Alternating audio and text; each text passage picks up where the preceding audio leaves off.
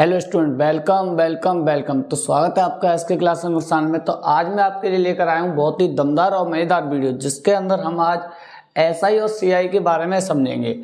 क्या होता है एसआई और क्या होता है सीआई, एसआई में फायदा होता है या सीआई में फायदा होता है, सारी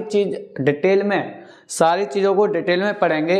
तो वीडियो को अंत तक जरूर देखें, आपके लिए बहुत ही बेनिफिशियल रहेगी ये वीडियो। तो आइए स्टार्ट करते हैं। देखिए, सबसे पहले मैं बात करूंगा एसआई की। तो एसआई अभी मजा आएगा ना वीडियो। क्या होता है? एसआई होती है आपकी सिंपल इंटरेस्ट। क्लियर है? एसआई मीन्स होता है सिंपल इंटरेस्ट, जिसे आप हिंदी में साधारण ब्याज के नाम से जानते हो। साधारण ब्याज, ठीक है। और सीआई आपकी होती है compound interest. C for compound, I for interest. CI होती है आपकी कंपाउंड इंटरेस्ट, जिसे आप चक्रवृद्धि ब्याज के नाम से जानते हो। ठीक है। अच्छा, आइए आगे थोड़ा सा और डिटेल में जानेंगे। सीआई बोले तो सिंपल इंटरेस्ट और एसआई सिंपल इंटरेस्ट और सीआई कंपाउंड इंटरेस्ट। देखो, सिंपल इंटरेस्ट का मतलब होता है साधारण ब्याज, सिंपल इंटरेस्ट, और सीआई का मतलब होता है कंपाउंड इंटरेस्ट यानी कि चक्रवृद्धि ब्याज। अच्छा, हमेशा देखो, अगर आप किसी से पैसा उधार ले रहे हो सिंपल इंटरेस्ट पे तो आपको फायदा है, लेकिन अगर आप कंपाउंड इंटरेस्ट पे ले रहे हो तो आपको नुकसान है। यहीं अगर आप पैसा दे रहे हो, अगर आप सिंपल इंटरेस्ट पे दे रहे हो तो आपको फायदा तो होगा ही होगा। अगर आप पैसे दे रहे हो किसी को तो इंटरेस्ट मिलेगा, चाहे सिंपल मिले चाहे कंपाउंड मिले, फायदा तो आपको होना ही है। लेकिन सिंपल पे थोड़ा कम होगा, कंपाउंड पे थोड़ा ज़्यादा होगा। इतनी सी बात अगर आपने समझ ली है तो मानो कि आपने बहुत अच्छा डिफरेंस क्रिएट कर लिया इन दोनों के बीच में। इसमें आपको कम फायदा होगा, इसमें ज़्यादा फायदा होगा अगर आप पैसा दे रहे हो, और अगर किसी से पैसा ले रहे हो तो इसमें आपको नुकसान ज़्यादा होगा और इसमें आपको नुकसान कम होगा। इतनी सी बात समझ लो बस। इसके अलावा आगे चलते हैं डिटेल में। सिंपल इंटरेस्ट का मतलब क्या होता है? देखो, जैसे मान लो तुमने किसी से 100 रुपये उधार लिए और उस पर आपका 10% के रेट से सिंपल इंटरेस्ट आपको देना है 1 साल के लिए, तो आप उस पर 10 रुपये दोगे। तो जब आपको पैसा वापस करना है तो आपको 110 रुपये वापस करना है। लेकिन यहाँ ऐसा नहीं होता, यहाँ कंपाउंड इंटरेस्ट है। यहाँ आपको इंटरेस्ट देनी है और इंटरेस्ट पे भी इंटरेस्ट देना है। कंपाउंड इंटरेस्ट का मीन्स ही एक्चुअल में होता है इंटरेस्ट ऑन इंटरेस्ट, यानी जो इंटरेस्ट है, जो पैसा है, जिस पैसे पे इंटरेस्ट बन चुकी है उस इंटरेस्ट पर और इंटरेस्ट देने, उस ब्याज पे ब्याज। चक्रवृद्धि ब्याज होती है ब्याज पर ब्याज। इतनी सी बात समझ लेना। आइए थोड़ा और डिस्कस करते हैं। अच्छा, सिंपल इंटरेस्ट एसआई निकालने का फॉर्मूला होता है P cross R cross T upon 100। ठीक है। अगर मैं यहाँ P की बात करूँ तो P फॉर होता है प्रिंसिपल। P स्टैंड करता है प्रिंसिपल के लिए। प्रिंसिपल मतलब होता है मूलधन। जो पैसा तुम उधार लेते हो किसी से या किसी को देते हो, जो मूलधन होता है, जो पैसा होता है प्रिंसिपल, जो किसी को आपने उधार दिया या किसी से लिया, दोनों चीज़ों के लिए प्रिंसिपल। P फॉर होता है प्रिंसिपल, R फॉर होता है रेट, जिसे आप दर के नाम से जानते हो। कितने परसेंट के रेट से आपने पैसा लिया है या किसी को दिया है? 2%, 3%, 5%, 10%, 20%। तो ये रेट होती है। फॉर एग्जाम्पल 10% हो गया, 20% हो गया, इस तरीके से। अगर मैं टाइम की बात करूँ तो T फॉर होता है टाइम, और टाइम मतलब समय। कितने समय के लिए आप पैसा ले रहे हो सकता है 1 साल के लिए ले रहे हो आप, हो सकता है 2 साल के लिए, हो सकता है 5 साल के लिए, सो। ठीक है। तो ये होता है आपका टाइम अपॉन 100, आपको पता ही है। तो इस तरीके से आप एसआई कैलकुलेट कर सकते हो। P cross R cross T upon 100 करके आपका एसआई निकल के आ जाएगा, सिंपल इंटरेस्ट निकल के आ जाएगा। ठीक है। अच्छा, इसके अलावा जब आप सिंपल इंटरेस्ट निकालना सीख जाओगे तो आपको अमाउंट निकालना भी आना चाहिए, और अमाउंट का फॉर्मूला होता है P plus simple interest, P plus SI। अब देखो, अमाउंट क्या होता है? अमाउंट वो पैसा होता है जिस, मान लो आपने किसी से 100 रुपये उधार लिए और कुछ समय बाद आपने पैसा जब वापस कर रहे हो तो 100 रुपये तो आपको देने ही देने हैं, प्लस आपको इंटरेस्ट भी देनी है। मान लो 100 रुपये पे 20 रुपये की इंटरेस्ट बन गई है आपकी, जब आप पैसा वापस कर रहे हो तो टोटल 100 रुपये तो उसके वापस करने ही करने, 20 रुपये और एक्स्ट्रा वापस करो जो कि उसकी इंटरेस्ट बन गई है।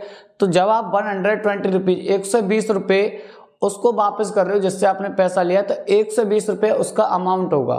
उस 120 रुपये को अमाउंट बोला जाएगा। अमाउंट होता है वो पैसा जो आपने लिया था और इस पर इंटरेस्ट जो लग गई है उसको मिलाकर जो पैसा होता है वो अमाउंट होता है। P plus SI, simple interest और प्रिंसिपल को मिलाकर जो पैसा लिया था, जो मूलधन लिया था उसको, और साधारण ब्याज जो ब्याज लग गई है उसको मिलाकर बनता है अमाउंट।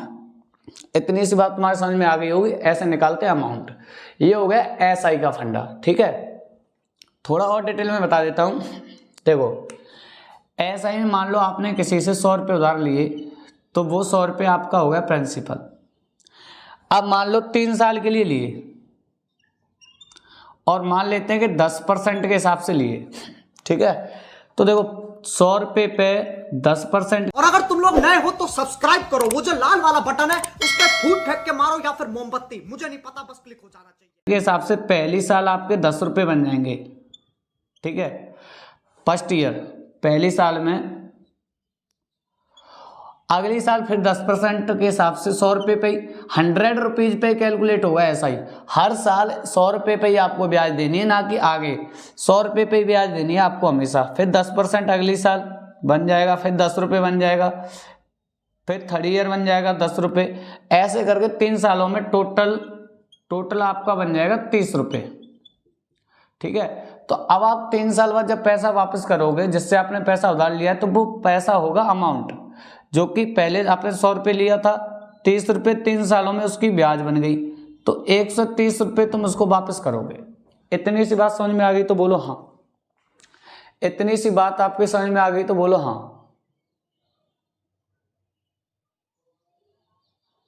ठीक है, आइए, इतनी सी बात आपके समझ में आ गई होगी कि सिंपल इंटरेस्ट में जो आपने प्रिंसिपल लिया है उसी पे ब्याज लगता है हर ईयर। 10% का हर साल 100 रुपये पे ब्याज लगता जाएगा, चाहे आप कितने सालों के लिए भी ले रहे हो पैसा उधार। और बाद में जितना पैसा बनता है कैलकुलेट करके वो अमाउंट होता है, टोटल पैसा हमको वापस करना होता है, चाहे वो कोई पर्सन हो चाहे वो कोई बैंक हो। लेकिन यहाँ CI के फंडे थोड़े अलग हैं। CI के फंडे थोड़े से अलग हैं, वो जान लेते हैं कैसे, सुनिएगा ध्यान से। अच्छा, इस पर क्या होता है, जैसे मान लो तुमने 100 रुपये लिए और 10% का ब्याज चला, जैसे यहाँ चला था, तो पहली साल 10 रुपये बन गए। अब पहली साल के बाद अब अमाउंट 110 रुपये हो चुका है, तो अब जो ब्याज चलेगी वो आपकी 100 रुपये पे ना चल के 110 रुपये पे चलेगी।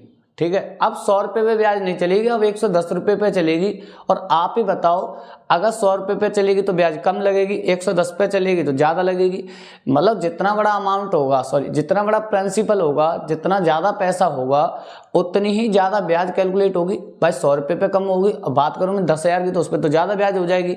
और 5 या 10% जो भी है, 100 रुपये पे 10% 10 रुपये होता है, लेकिन 1,000 पे तो 100 रुपये हो जाएगा। ऐसे ही इस पे क्या होता है, पैसा जोड़ता जाता है और ब्याज बढ़ती जाती है। ब्याज जैसे मान लो, चलो थोड़ा सा और डिटेल में समझते हैं। मान लो 100 रुपये आपने उधार लिए और उस पर 10% के ब्याज के हिसाब से 10 रुपये हो गए। 10 रुपये के रेट के अकॉर्डिंग आपके 10 रुपये ब्याज के बन गए पहली साल। ठीक है, अब 100 रुपये पे भी ब्याज चलेगी प्लस 10 रुपये पे भी चलेगी। नेक्स्ट ईयर जो चलेगी चालू होगी, उसमें 100 रुपये पे भी आपकी इंटरेस्ट चल रही है और 10 रुपये पे भी इंटरेस्ट चल रही है, यानी इसे बोलते हैं CI, ब्याज पर ब्याज।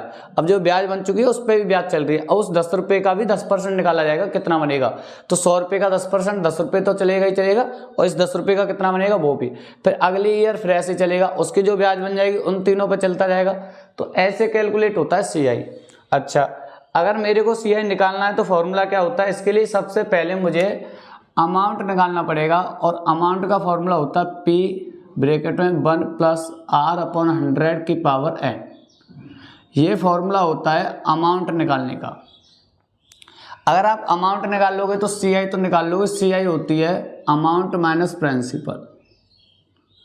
तो CI निकालने के लिए सबसे पहले आपको अमाउंट निकालना पड़ेगा।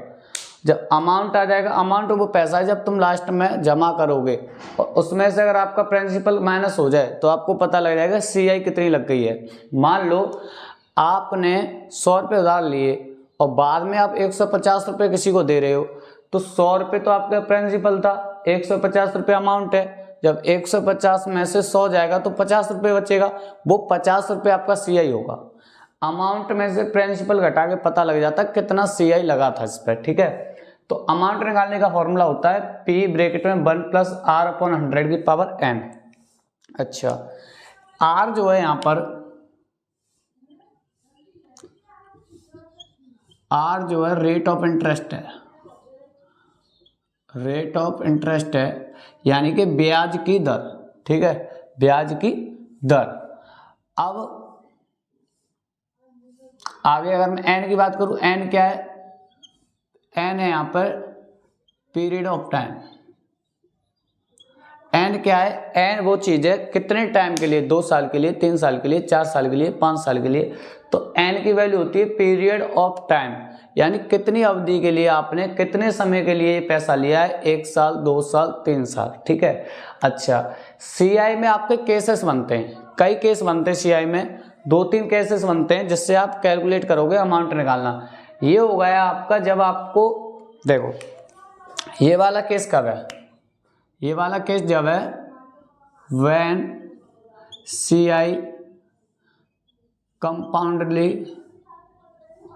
या कंपाउंडेड एनुअली, जब पैसा आपको कंपाउंड किया गया है एनुअली, यानी आपको 1 साल में पैसा देना है, ठीक है। अगर कंपाउंड आपका एनुअली हुआ है, यानी कि वार्षिक चक्रवृद्धि ब्याज लगी है आपकी, तो आपको इस फॉर्मूले से कैलकुलेट करना पड़ेगा अमाउंट, और इसी से फिर आपका CI निकल के आ जाएगा। लेकिन क्या होता है, एक केस और होता है इसमें कि जब when CI compounded half yearly, कभी कभी कंपाउंडेड यानी चक्रवृद्धि ब्याज अर्धवार्षिक लगती है, यानी हाफ ईयरली लगती है। अब दिमाग में एक क्वेश्चन मूव कर रहा होगा कि सर ये बताइए कि एनुअली में फायदा होता है या हाफ ईयरली में। देखो, अगर आपने पैसा उधार लिया है तो आपको एनुअली में फायदा होगा रेदर देन हाफ ईयरली में। हाफ ईयरली में आपको नुकसान होगा, मैं बता देता हूँ कैसे। हाफ ईयरली में क्या होता है, हाफ ईयरली में आपको 6-6 महीने पे ब्याज देना है, ठीक है। 1 साल पर नहीं देना, हर 6 महीने पे देना है, तो साल में 2 बार देना पड़ेगा। अगर तुम एनुअली दे रहे हो तो साल में 1 बार देना पड़ेगा, और हाफ ईयरली दे रहे हो तो साल में 2 बार देना पड़ेगा, और 1.5 साल में 3 बार देना पड़ेगा। हर 6 महीने पे आपको ब्याज देना है, हर 6 महीने के बाद दोबारा कैलकुलेशन होगी और दोबारा कैलकुलेट हो जाएगी CI। तो आपको हाफ ईयरली में नुकसान होता है, हर 6 महीने में ब्याज भरना पड़ेगा, साल में 2 बार भरना पड़ेगा। अच्छा, अब जब एनुअली होता है, कंपाउंड एनुअली होता है, तो हम इस फॉर्मूले का यूज करते हैं। लेकिन जब हाफ ईयरली होता है, फिर हमारा अमाउंट निकालने का फॉर्मूला क्या होता है वो सुन लीजिए। A = P 1 + R/100 की पावर n।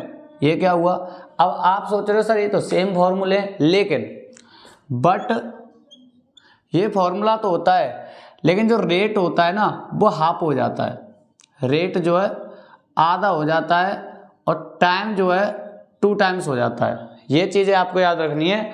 हाफ ईयरली में अगर आपको मान लो 10% का रेट दिया है, तो उसको आपको 5% ही यूज करना है, यानी R की जगह पर 5 वैल्यू रखनी है। यहाँ रेट आधा हो जाता है हाफ ईयरली में, 10% है तो 5% हो जाएगा, और टाइम 2 टाइम्स हो जाता है, यानी दोगुना हो जाता है। अगर 2 साल का समय है तो 4 साल का हो जाएगा, 5 साल का समय है तो 10 साल का हो जाएगा, 1 साल का समय है तो 2 साल का हो जाएगा, टाइम दोगुना हो जाता है। इतनी सी बात याद रखना। आप चाहो तो इस फॉर्मूले को ऐसे भी लिख सकते हो, या अमाउंट बराबर P 1 + R/200 की पावर 2n। ये इसी की फॉर्म है। R को मैंने आधा कर दिया, आधा करते R/200 हो गया, और n को डबल कर दिया 2n। तो ये भी इसी का फॉर्म है, इसी का रूप है एक।